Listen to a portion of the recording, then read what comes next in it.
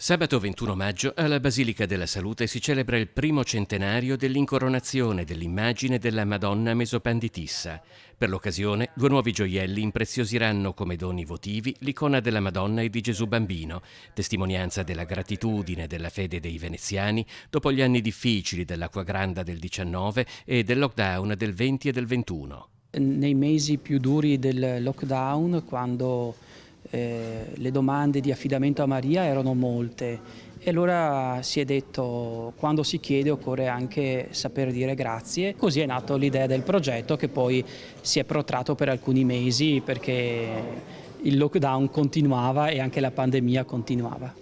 La Basilica della Salute custodisce circa 1 migliaio di ex voto. Sono soprattutto gioielli, ma anche lingotti d'oro e pietre preziose donati negli ultimi 200 anni dai fedeli per grazie ricevute.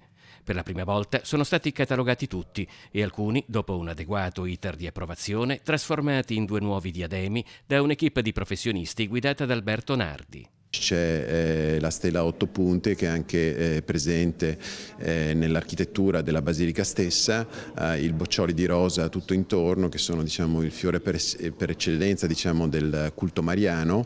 E per quello che riguarda invece il diadema del Gesù Bambino c'è la presenza della croce, e poi ai lati della croce ci sono le due lettere, diciamo, dell'alfabeto greca, l'alfa e l'omega. Complessivamente le due corone sono composte da 400 grammi d'oro e 22 carati di diamanti. La prima incoronazione dell'icona della Madonna della Salute avvenne un secolo fa, il 23 aprile 1922, da parte del cardinale patriarca Pietro La Fontaine, come ringraziamento per la protezione a Venezia durante la Grande Guerra e atto di affidamento per l'epidemia di febbre spagnola. I gioielli che verranno esposti sabato 21 nella celebrazione eucaristica del Patriarca alle ore 10 non vanno a sostituire quelli della festa, che sono appunto i gioielli del 22, ma questi, i nuovi, integreranno il corredo esistente e verranno utilizzati per alcune feste mariane e per alcuni periodi dell'anno.